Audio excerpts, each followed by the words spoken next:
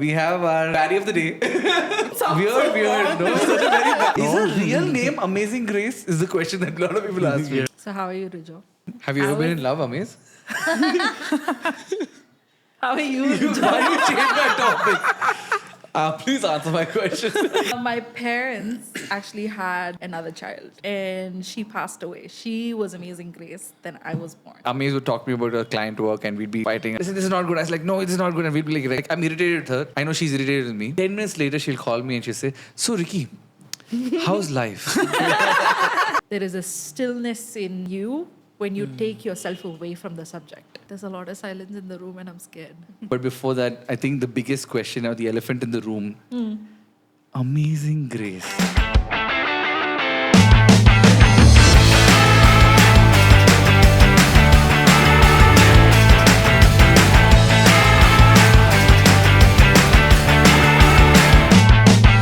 Visual clap. I told you to clap and I clap, sorry.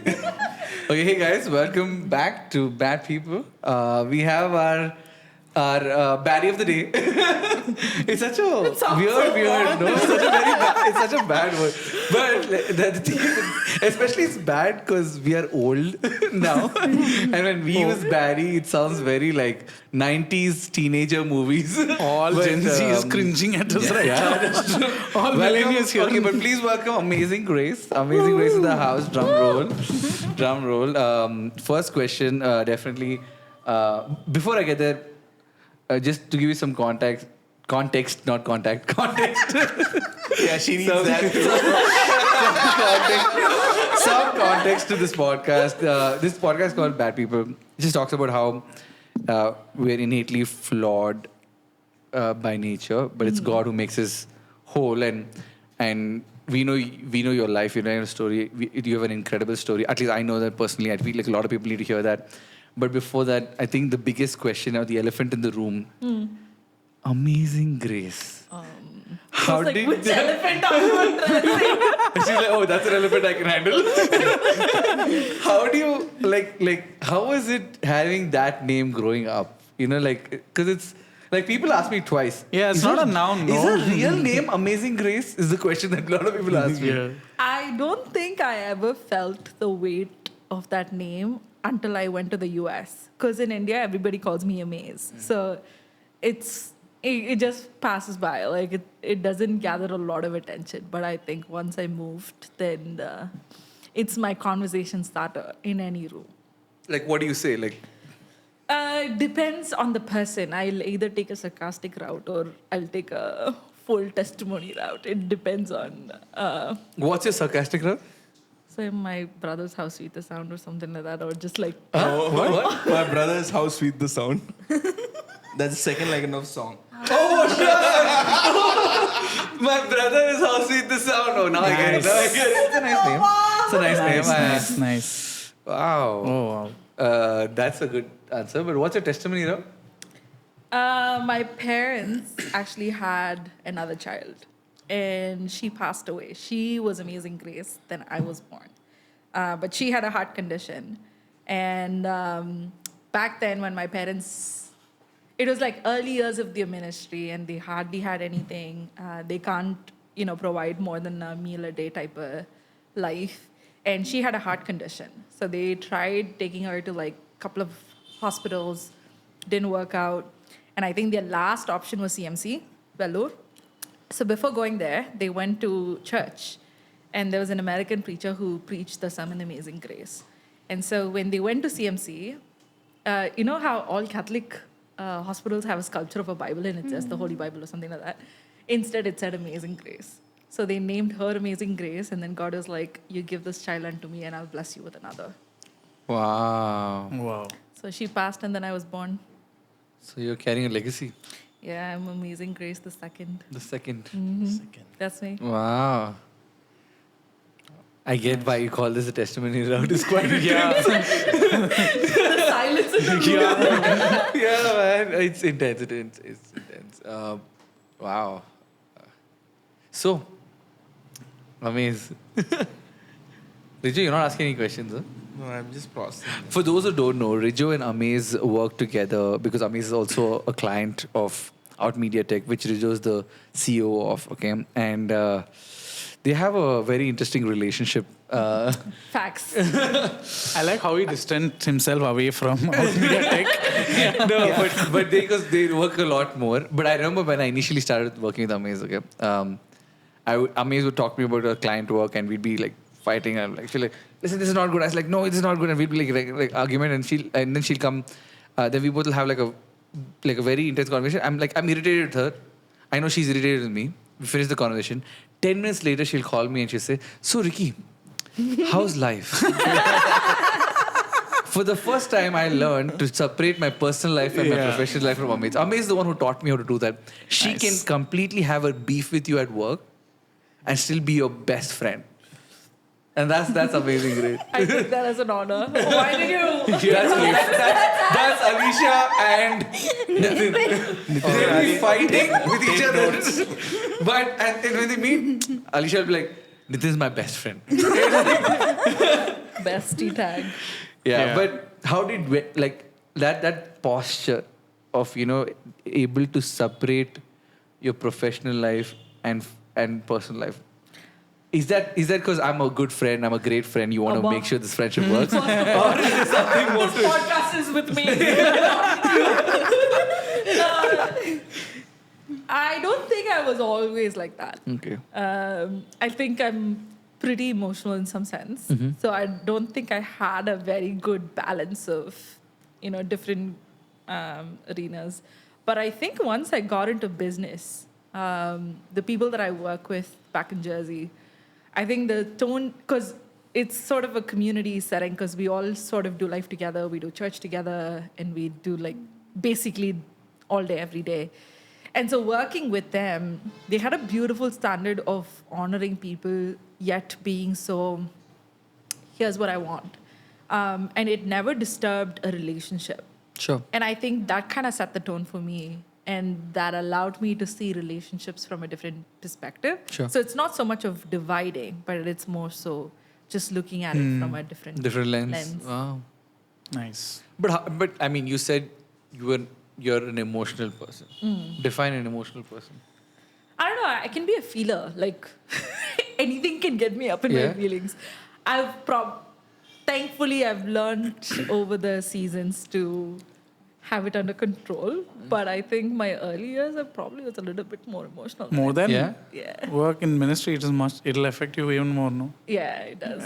Because everything is a high or everything is a low. Yeah. Wow. Feeler. Amazing, the feeler. Feeler class. Not so much anymore, I think. I think so too. Yeah. I changed. My Enneagram has changed. But why did you change? Is it a bad thing to feel? No, I think feelings are good, emotions are good, but feelings and emotions certainly cannot drive things. And I'm still working on it. Not that I've fully learned division or anything, but I think there are things that you have to just see objectively. It has nothing to do with you sometimes. And even let's take reading the Bible. Sometimes for me, it's like I pick up a Bible and I am always ready to bawl my face out. It's like I'm ready to cry, right?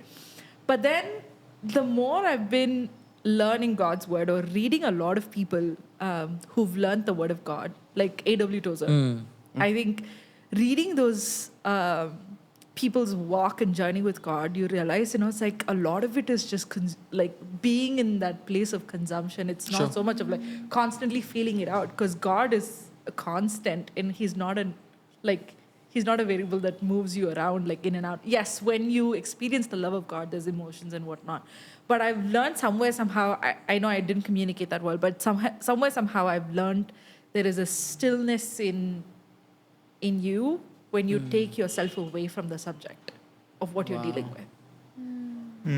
Wait, there's a stillness in you when you take yourself away from the subject. Wow. So even when you're reading the Bible, take yourself out of that picture, because you're always reading the Bible from the lens of what does it do for me? Yeah. Correct. Wow. But the whole idea of the gospel is God. Intense. Yeah. Oh, wow. And so when you do that, there's nothing to do with you. Radical, the book that you were talking about, I went to the 4th chapter and it hit me like a rock, because I was like, he comes to the thing where he says, okay, let's talk about what is this purpose, right? And he said, well, the purpose is it has nothing to do with you. That's and then true. the whole gospel you hear all your life is God is for you. He loves you. He has a purpose for you. He has a vision for you. And then you come to realize this has nothing to do with me. And I think over the last couple of months, I feel like it's just opened my eyes a bit. When did you realize? When did you walk? Like, you've been a Christian. You born into a Christian family, right? Like, but at what point did you reach this place where it's not about me, it's all about God? I think COVID opened a journey. I wouldn't say it all happened in that season, but I think 2020 was the beginning. It's almost like I was my family friends in Jersey. I do life with them. I do business with them. It was the beginning of watching them love the Lord and read the Word day in and day out, and that kind of triggered this hunger, thirst, and just desire to read the Word more. Because I'm not a reader. I hate books. I'm an audio person or a visual person. I just can't read. So from there was the beginning of learning the Word of God for what it is. Sure. And I think especially this past year, this year, 2024, I feel like I've picked up a lot more in just reading and learning. Yeah. There's a lot of silence in the room and I'm scared. No, we're processing it. There's nothing wrong with silence. You're dropping bombs for that. Kya kare? Interesting. Nice. There was silence in heaven also. Oh, wow. That's your clickbait, guys. That's it. Nice. What do you do in ministry now then? In all honesty, I'm slowly integrating back. I have the pleasure of taking my time because my dad's sort of doing a lot when I know I'm technically supposed to do it, but he's been taking the lead a lot and helping me just keep things going or building it from his vision and standpoint. Right now, I support a lot of the global ops. I don't get into the grassroots level of doing anything. I was very hands-on for the first 20 years of my life because I grew up in the missions. And then I went full-time for a couple of years. But since I went to the US, I've taken a bit of a back step maybe. But I feel like this year has been a place of asking the Lord, okay, what is my vision? Wow. I want to build on what my dad has built, but I also want to have my own vision from you that is directly imparting. But are you doing this because, or rather, did you get into this because your family is in ministry? Or at some point did you feel like, no, I need to?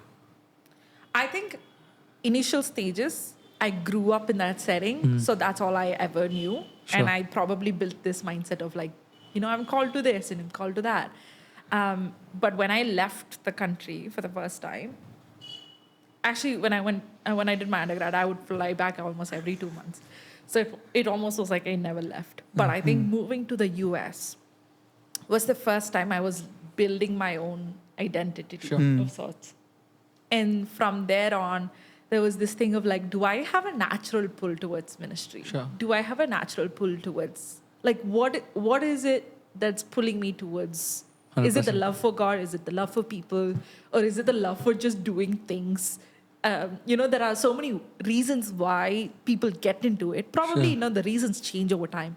So I started asking a lot of questions and I realized, some things will never leave you, even if you want to leave it.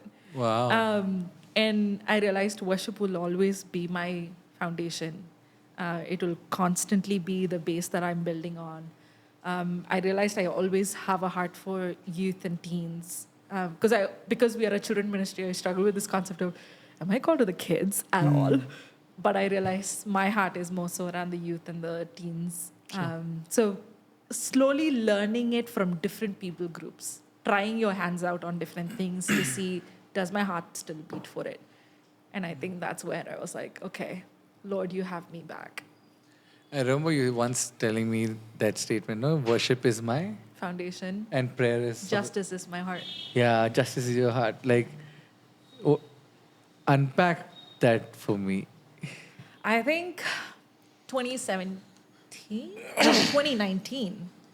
So I did my music video in 2017. I had traveled back and forth for those 3 years. 2019 was the last time I came to India after COVID and all of that stuff. So 2019, Christmas, I came and I was in the season of like trying to work for an agency Sure. and like doing a lot of things that I don't necessarily want to do, but I had to do and I felt like I should be doing. So I just did it out of sort of obedience. And I said like, Lord, if you're putting this in my heart, I'll do it, but I hate it type of thing. So that Christmas I was here. And that was the first time God spoke to me about going back into missions. And I think the call was very clear that it was not 100% full-time ministry, but he was giving me a different model. But that was the beginning of that journey. Sure. But I think it started in the 2017 journey where I helped kickstart a human trafficking, like a rescue thing, went in, did a lot of work. And that was the beginning of God saying, you are going to be a part of the justice movement. You are going to be a part of children being saved, rescued, transformed. And so I think that slowly just built into that 2019 moment for me. So you guys on ground, rescue people or only spread awareness around it?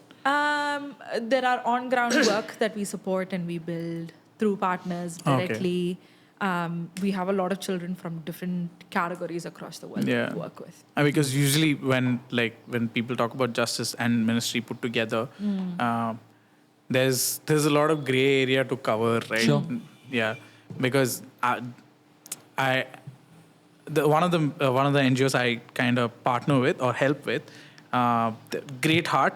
They generally don't have people with them, and they try to do rescue, and the hit back from the government usually is like, boss, you guys are not equipped enough to do this. And we understand your heart, but how does that work out for you guys?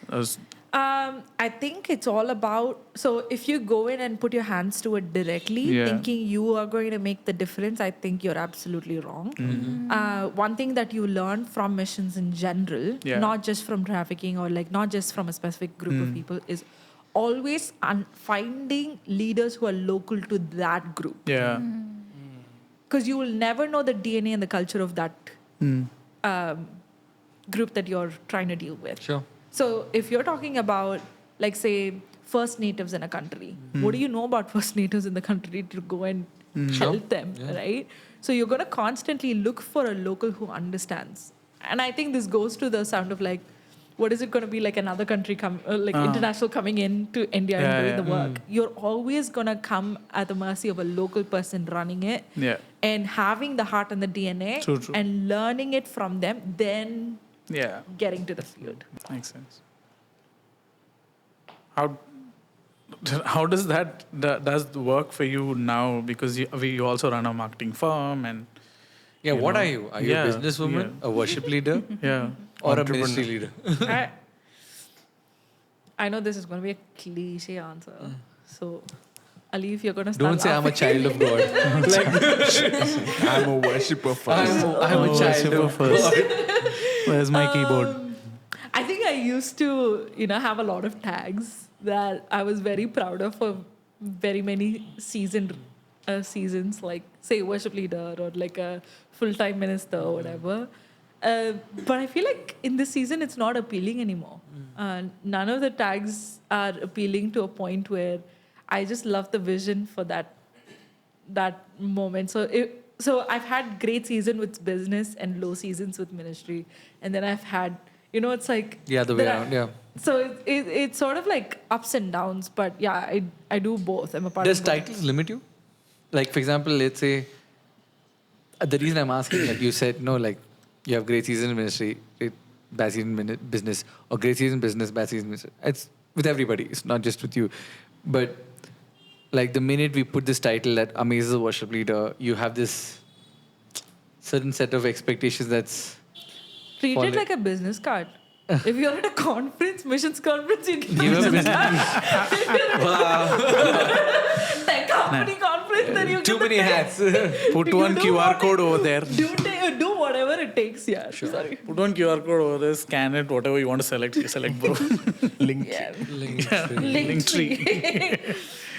Nice. In 2017, you did 2017. I'm right. That's when you did a series of videos, and then you've gone absconding. What happened? First of all, I'm not an artist, okay? For me to be producing video every other month, every other week. But 7 years is a long time. It is a long time. So 2017, I think this is not necessarily like a setback. I mean, 2017, that was my first summer into college. And I was going to do 2 summers off and then 2 months in the summer off. And the second half of the summer, I was going to go back to school because I wanted to finish school as quickly as I can and come back to India. That was the plan. This is when you were in Singapore. When I was in the US. Oh, okay. Because I moved to just get my master's. It was Okay. more like a sabbatical. Sure. And 3 weeks prior to me leaving to India, I heard God say, go back to doing worship videos. Because I had always been doing worship stuff on TV and whatever. And so at that point, he gave me a very clear script. This is going to be something that plays in the background of people doing daily stuff. It's not something they sit and watch. It's just going to be a worship that's a part of people's life in helping them through day to day. So keep it as live, keep it as raw, and I think the instructions were so clear. Like it was almost like at the back of my hand, and I can just tell you what I want to do. So when I came, I we told the team, everybody was absolutely against it because nobody had done a live recording by then. And I think we were one of the first. Sure. And technicality were like up in the air. I remember one of our best musicians was like, this is not going to work. I remember we had 2 rehearsals, and like one rehearsal, he was like, can I ask you again, why? Why live? What? I was like, bro, I'm already doubting myself, so don't ask me extra questions. How old were you when you did that? Huh? How old were you when you did that? 24. 24, wow. Now, don't go. How long have you been in ministry?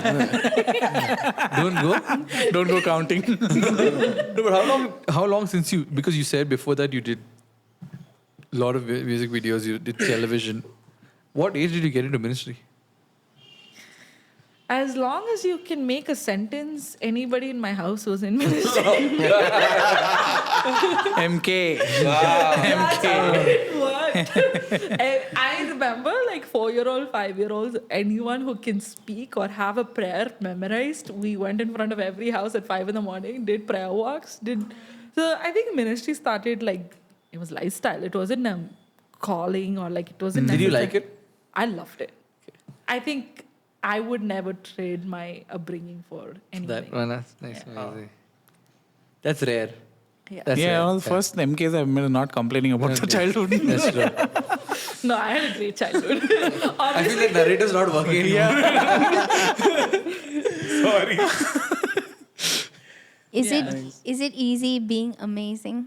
I mean, look at you. You're a businesswoman. You're a worship leader. You're a type A, and you look so I am pretty. not type A. Ali, I'd like to ask you a what he said. question. What's the type A? Ali? I don't know. I just heard it. He's saying she's a type A. She's a type A. So That's I'm like, because he says it so many times. so it just stuck in my head. I'm But- not type That's A. But you're like that's this a narrative. Type A's are not emo. They're not The feelers. thing is, I've never seen Amaze feel. That's the problem. Okay, let's leave type A out of the Okay, you have in question. the last couple of months. Let's leave type A out of the question. You're beautiful. You're talented. Okay, now I'm You're flattered. If you- these 3 you're said a- that, I wouldn't have even cared. I know. You're a worship leader. You're a businesswoman. You're the boss lady. That's why Is we it- got Alicia to tell it. She didn't get me to say it. Yeah. But you're like this perfect package. Does it come Perfect easy? package, Yeah, trust me. I'd like for you to come and tell this to my parents. But We show them this recording, but it's true. guys, that's Great. Alicia. That's a great pitch right here. You asked if it was easy. Being this amazing. Don't I don't know if she's whatever answer she's giving, it won't come across humble at all. Because the question is it easy being this amazing? Yes or no?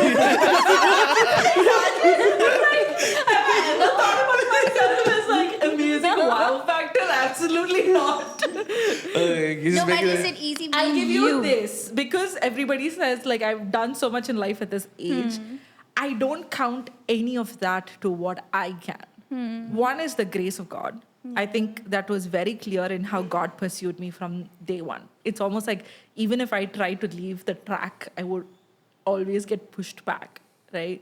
And the second thing is, obviously, I had like such a great upbringing with my parents. Yeah. So getting to walk in that legacy and like what they've done, I would contribute it to those two factors for all that I care. So it's not about, I would say every opportunity I've ever landed in life, anything I've ever done in life is nothing related to my humanistic potential. Wow. So I think Alicia is also trying to ask, like, how is your life? What is that? Work-life balance, if there is one. Whoa. Yeah. Work-life balance. Work is life. Life is work. Life is work. Because You only need to balance if it's in two different ends. If it's in the center, there's no need to balance. oh, physics. I can't top that answer, guys. No, because now it's a thing. No, it's not a thing. The way people are stepping into ministry nowadays also is not. You can put bivocational, whatever terms to it, but it's not fully only doing ministry works or religious work, right? It's also balancing it's just like I say this: don't let my passion hurt my family or be a burden on my family, right? So they do a business or they invest somewhere or they consult or do something. And also on the other end to ministry, it's the opportunities that are available today. Yeah. How do you balance that out? Apart from a good calendar. I don't have a good calendar. Mine is double booked all day, every day. But again, I think it goes back to the thing of like learning to understand what does your season entail. For 4 years, all I did was business as much as I was never a business person. And I just had to stick to it, even though I kept, getting drawn into ministry because that's my heartbeat. That's all I know and I was raised with. But for a fact, I knew that 4 years was strictly business. Ministry was more so whatever support I could offer. Okay. So if I had to go speak at churches and if things were a little bit more lighter, I would do it. But otherwise, the last 4 years, I hardly stepped into conferences. I hardly stepped into any of the usual ministry pieces I would do. I think learning to understand what does that season entail. Yeah. Now I've gotten into a season where I can slowly take my hands off certain projects that I'm doing and allow people to do it because, God's given me the grace to move out. And there are seasons that come in and go, but you just have to be very, I think, open to listening. What does that look like? And I think there's no straightforward answers to it, and it's a lot of trial and testing it out. But balancing, I have not crafted the art, or I've not perfected the art of balancing work life. And I also, another perspective that I gave myself, I don't know if it is right, is in this season, I can go all out. I don't have the opportunity. I won't have the opportunity that I have now. Oh, wow. In the coming days. I know that for a fact. Especially when you have like family and kids and all of that. I don't think you can be as fluid as I can be today. And I think when I stepped away from ministry for the first 3 years in the US, I craved to do something. So now when you give me something, I actually look at it as a gift because I've had seasons where I couldn't do or didn't have anything to do. Correct. So I actually value it a little bit more. To be very honest with you, one thing I really admire is the fact that you're in a way you're in frontline ministry in some way or the other. Like you are representing India in many conversations. You're representing the young people in certain conversation, but you're also representing women in certain conversation. I'm not trying to put you in a box, but I also want to ask you, who did you have to look up to in India? Especially, there are very few women in ministry from a frontline standpoint. Who was your reference point in India? Or globally? Did you have a reference point? Or do you have, what did you... I don't think I ever had a reference point. Why so? So I have a lot of women in my life who do a lot of work in the background. Correct. Right? Like my mom, for a fact. That's the narrative we're all aware of. Yeah, yeah. also, Correct. right? Yeah. My mom holds the fort the most Yeah. compared to the other three of us in the Sure. family. It's just the world doesn't know about it, right? But frontline, when I grew up, there were not a lot of people. There were hardly anybody on TV in the first place. Sure. So it's not like you have a reference. Yeah. I think the reference my dad. So my dad's the visionary in the lot. So what he does is he shows me references of random videos like Darlin Jack. I grew up listening to Darlin like in the background 24/7. You're My World is probably a racket that I can sing by heart. But you also have this picture of a woman leading. Yeah, sure. So I think it's those little pieces that I've somewhere seen along the way. Sure. But I think one of the when it comes to this whole women conversation, I know I get critiqued a little bit more, but I would say this: I never walk into a room wondering if I'm a minority or a majority. That's powerful. I Wow. think the moment you have that question, Yeah. you're downhill. And also my dad set the tone. It never mattered if I was young. It never mattered if I was a woman. Nothing ever mattered as long as you're available to be there. Wow. I love that perspective. Yeah. So every time, growing up, any board I sat in, any meeting I sat in, I was probably the youngest in the room, and I was probably the youngest women in the room too. So, it was never a running Thought. narrative in my mind about, oh my gosh, I'm a woman. Now I go into conferences, the conversation's like, oh my gosh, you're the only woman representing. I'm like, okay, so Move on. Wow. That's what she's telling to my question right now.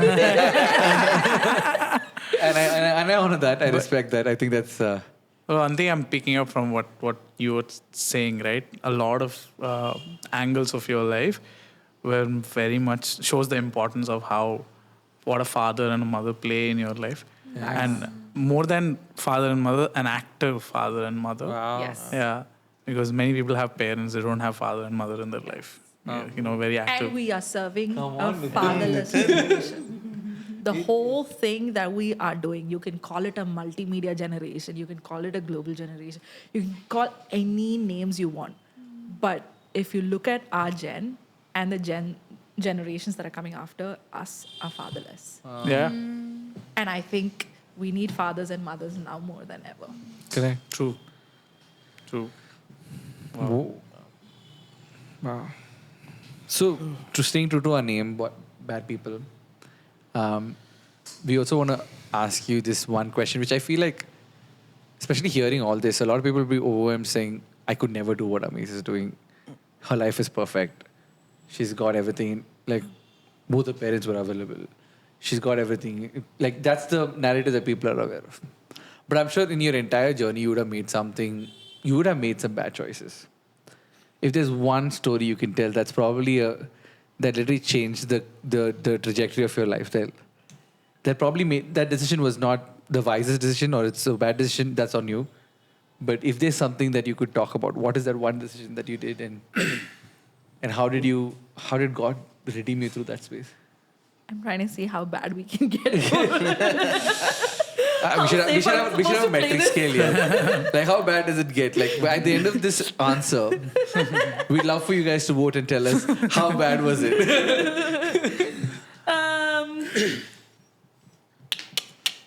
A bad choice I've made. I think there's a lot of bad choices that I've made. But I think the one that stands out to me the most is probably not very bad, but it's the most rebellious posture I've ever had in my life. I literally said, screw it. Who did you beat up? Sorry? Who did you beat up?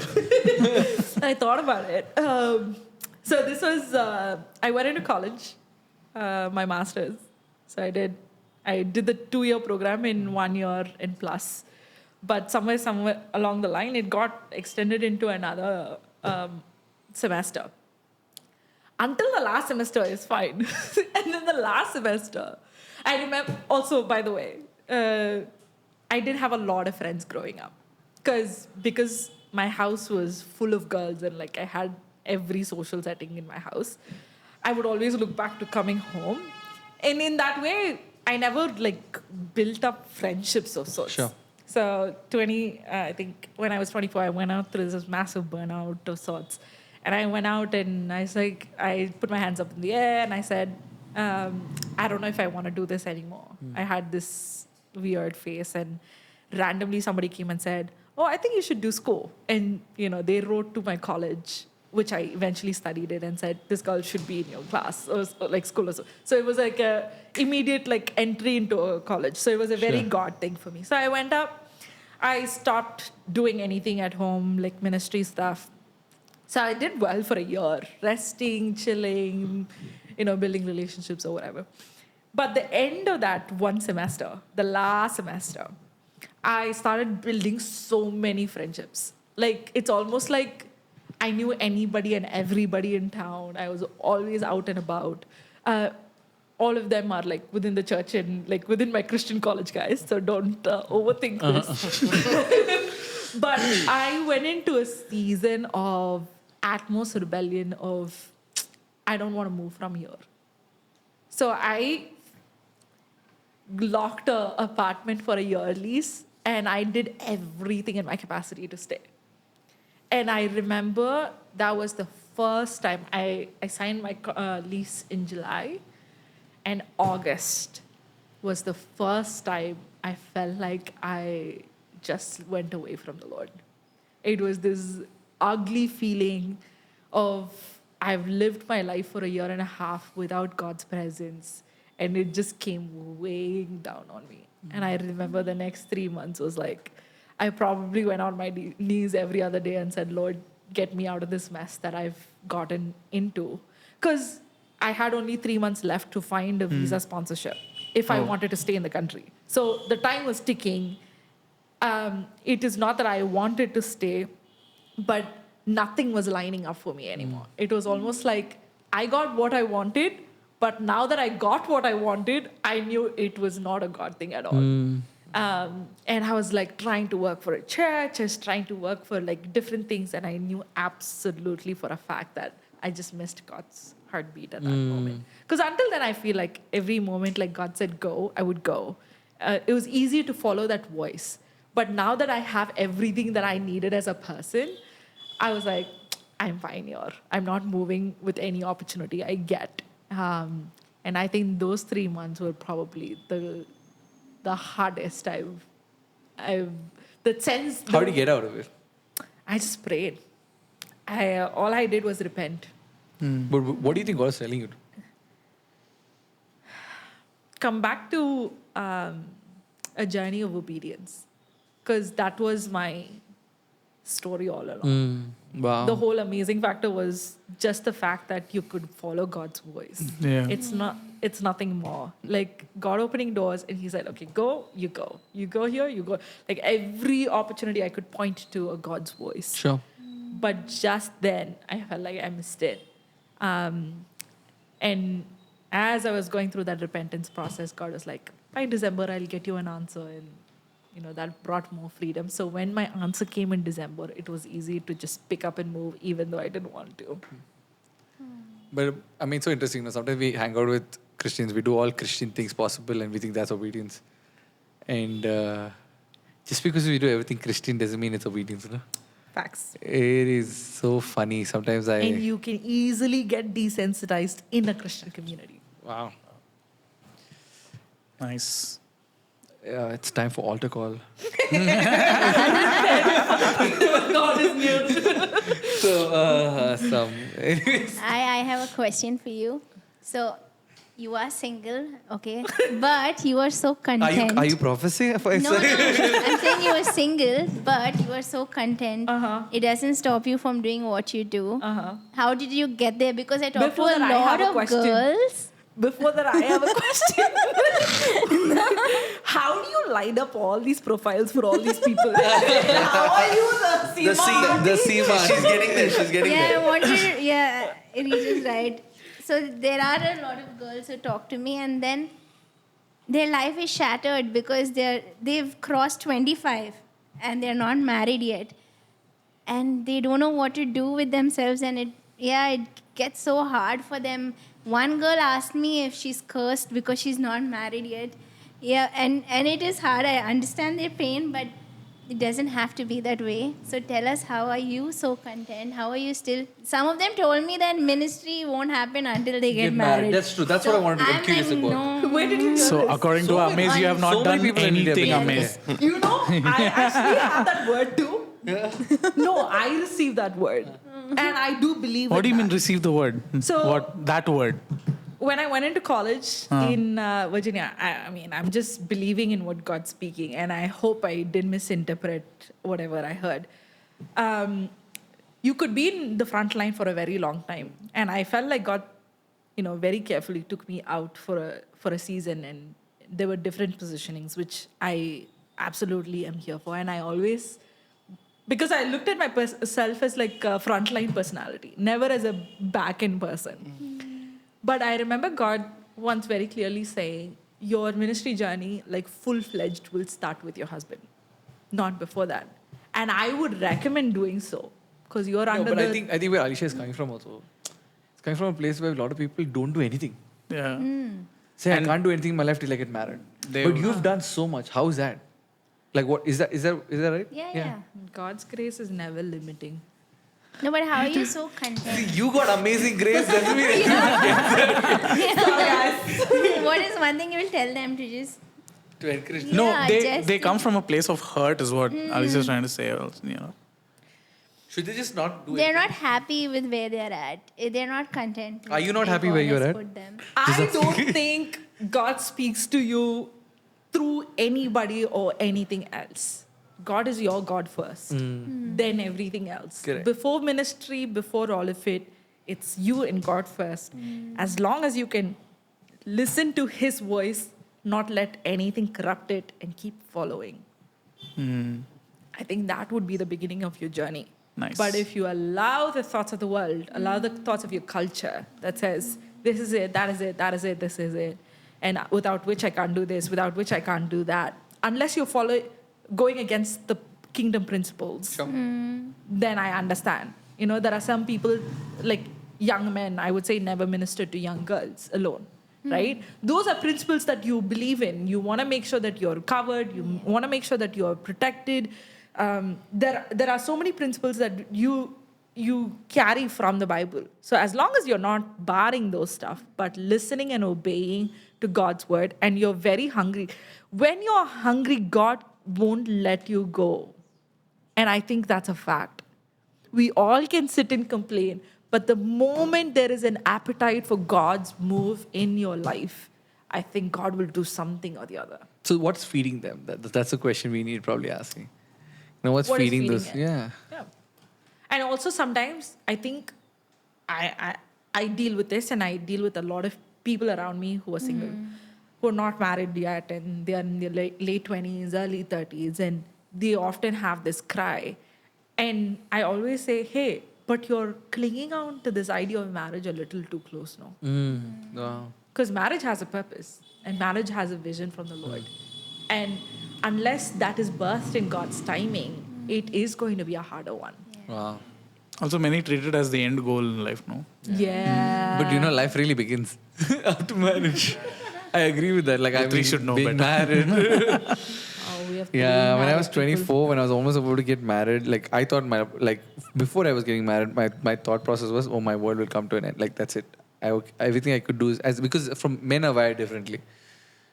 But I realized my ministry started, like my entire calling made more sense after I got married. My entire vision made more sense after I got married. So I agree with what you said. I just feel like a lot of people have this misunderstanding of singleness. But yeah, I just pray that, those people find Purpose. find Jesus, Yeah. find their purpose through Jesus. Yeah. Facts. So how are you, Rijo? Good, amazing. Have you I ever been was- in love, Amaze?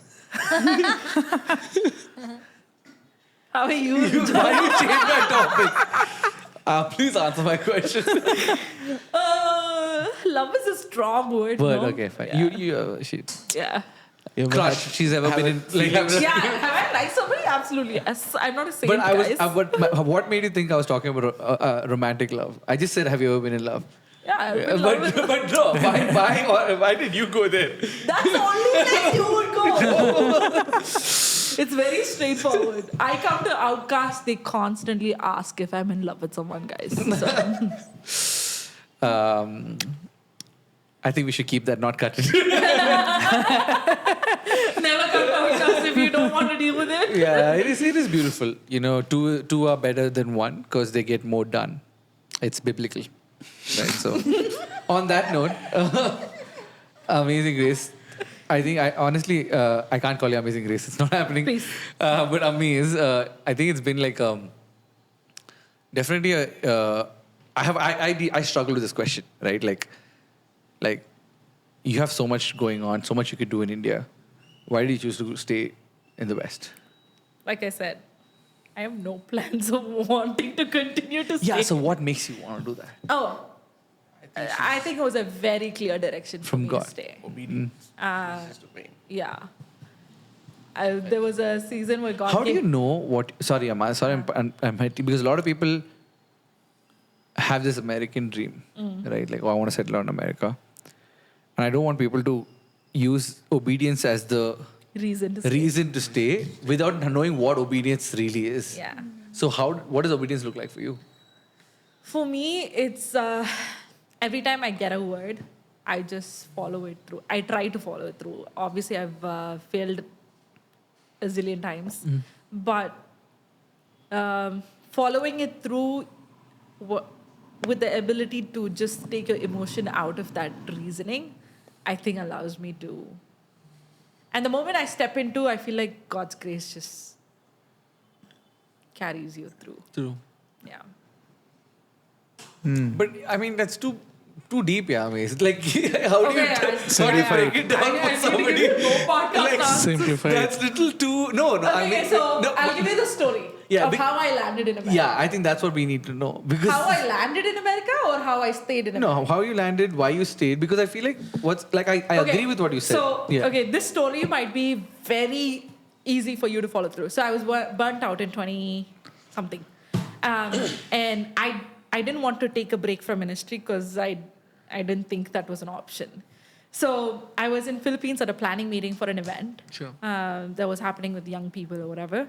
And we were about 18 of us in the planning board. And one of them brought their friends with them to vacation after the planning stuff. And randomly talking to that lady, and she was like, I look at you and I see a year of just a break that's coming. I feel like you should go back to school. And she was very direct about it. And then she wrote to the dean of a college and said, apparently she was the board of director of that school, business school. Oh. And it's not the entire college. She was the board of director of the business school. Oh, wow. And she wrote to the dean and said, I'm sending this girl, meet her. I'd like for her to do her MBA at this college. And I literally met the dean the next month. I followed through with the email that she put up. I mean, you can make a choice of not following through, Sure. right? So I followed through, meeting her in person. She was like, consider it as a acceptance to your application because we love what you do or whatever. And then that was the beginning, because I remember walking through the campus, my dad was like, this campus is not your personality. This campus is so like quiet and dead and like there's hardly any human beings. And he was like, there's no life here, even though it's a Christian organization, Christian campus, all of that stuff. And there were so many reasonings that could have allowed me to leave the way I came. But choosing to stay even when it is not fancy or reasonable is something that you have to follow the voice of God. So I think that's how I stayed. I think my college journey was phenomenal. People that I did life with, everybody in that room was like some phenomenal character that I learned from. So I'd say, yeah, following that voice. And then staying also, I was like ready to come back, and God was like, you will never go back to India as your home base. Wow. Yeah. And I was like, oh, shucks. And then he gave me 3 countries. And that summer, I happened to be in all those 3 countries. So I came to Singapore. Somebody offered me PR and said, you work here, I will do all that is needful. And God was like, took the desire off my head. I went to another country. I was there all the time. And then I felt out of place for the first time of all the trips I've made. And it was very a clear sign that God was just pulling it off and saying, okay, US is your base. Nice. I just want to go back to one of the initial conversations that you said that, I mean, I know the team you work with back in US, and most of them you do life with, church with. And it's a similar setting that over here also we have. I think we run into each other almost 7 days a week. And also there's different age groups and all that. How do you manage all this, especially when you are the boss or the leader? When you want to put out something during the work, you might scold them, and during church you have to face them. You have to do communion with them. How does that work? Like, do you repent before communion to say? I don't regret and that. I see that you do movies with them, you go around with them. Like Movies with them. Means you Go watch movies. Oh. Because I mean, doesn't watch movies. Riju, Yeah, just I saying. don't. Just saying. I mean, yeah, just saying. okay, you just Yeah, sorry. enjoy She with just them. waits in the parking lot for them to. So how do I do it? Yeah, How do you find- or just to like, How do you keep yourself sane? yeah. Sane is a strong word. That's all. Then, I don't think there is sanity in it. Yeah. I think it's also a choice at the end of the day. Like I said, if you're able to shift your focus, it's like, okay, now you're. No, is that choice a good choice? Is what we're asking you. I think it is. I think it is. It is. Why? Why do you think it is? I think in some sense,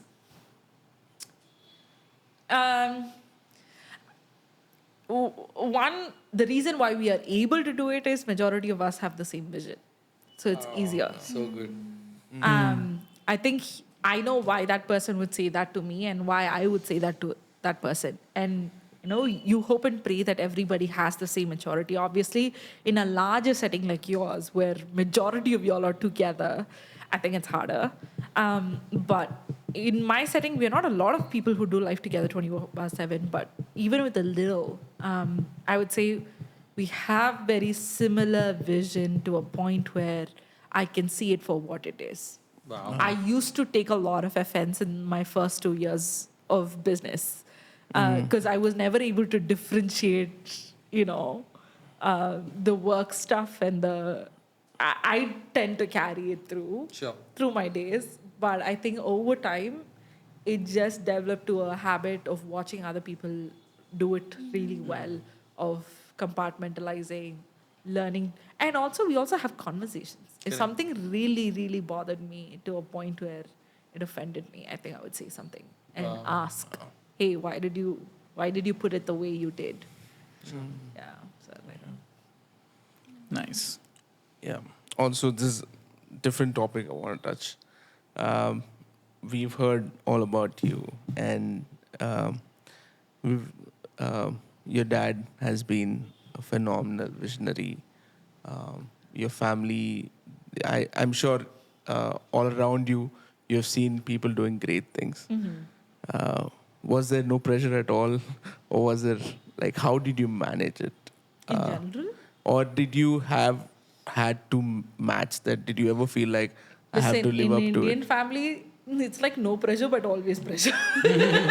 No pressure is It's a good pressure. I won't tell you what to do. Is I think something people say out like, how are you? I'm fine. It's like that.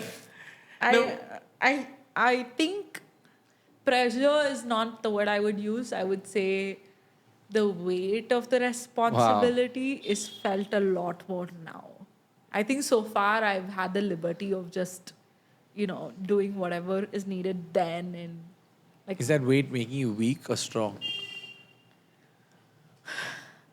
my weight has got me on my knees, guys. That's all I would say. Wow. There's Wow. nothing else that I could do and just pray. Pray Wow. that God allows me to do. Because I don't think when you're called, when you're walking in purpose, I think all of you, right?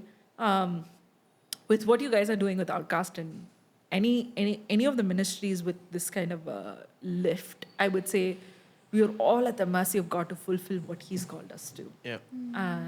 We can say, I know this, I know that, I'm a branding person, I'm a strategist, I'm a content creator, I'm a, that speaker, this speaker. Consultant. I can say Yeah. whatever I want to say. There is no limits to tags True. in this world. I start a podcast, I'll be the next famous Podcast. thing, and I can say whatever I want to say. But I think to fulfill the mandate, I think we are at the mercy of God. Wow. Nice. We're at the mercy of God. Yeah, Nitin. Before we close, tell us what do you look for in a husband? What qualities are very important Guys. to you? I need it from my notes. Biodata. Resume searching. Next season, Amaze No, Swayamvar. because of all that you do, I'm sure No, yeah. you just can't marry And also, anyone. there's so many guys who are praying to get married to somebody who's leading so much also, like you. Maybe they learn. Would you kill me for this answer? No. Okay. I think the last 2 years, every time my parents have set me up with someone, I always go in with like, I'd say like I don't have an expectation, but I think honestly I have a picture of a guy in my mind. Or randomly I see somebody and be like, okay, that's a personality, right? Like somebody who carries himself well and like da da da da da. And so the one thing that I still don't know, but I've been navigating and learning to navigate is God said, drop your list. And I was like, okay, fine. But I need a basic standard. Like, give me just like 1, 2, 3 that I can hold. Everything else I'll give to you. Like, if it's a vanity metrics, I hope he fulfills it. If not, it's fine type of thing. I think 2 things that I look for is one, obviously a God-fearing man and somebody who follows the voice of the Lord. Because you want to be led by somebody like that. The second thing is a vision, a person with a purpose. I just hope it's not a mundane life, but somebody who lives for something more than themselves. I think those are the 2 factors. And obviously be taller than me. That's one vanity metric I cannot let go, guys. Sorry. Short kings. I I'm know, sorry for short you. kings. I feel sorry for you guys. I appreciate you, but I don't. It's not like Ami is going to be single for a long time. By then, his podcast will come out. Ami will get married also. By the time Craig edits this. Anyways, if you meet these 1, 2, 3, DM Alicia. Damn, Alicia. And pray. Yeah. And pray on your knees. On your knees, because you're at the mercy of God. God. But on that note, thank you for joining us, Amaze. I think your story is incredible. You've been a great friend to Outcast and you're a blessing to the nation. I'll tell you that. I like you guys a little bit. Yeah, More little than bit. I- Oh, little bit more than I expected. So Oh, it's my honor. She's not happy about it, but that's a weight she has to carry. Yes. On my knees. Thank you so much. Have Okay, a good guys, day. and this is Amazing Grace.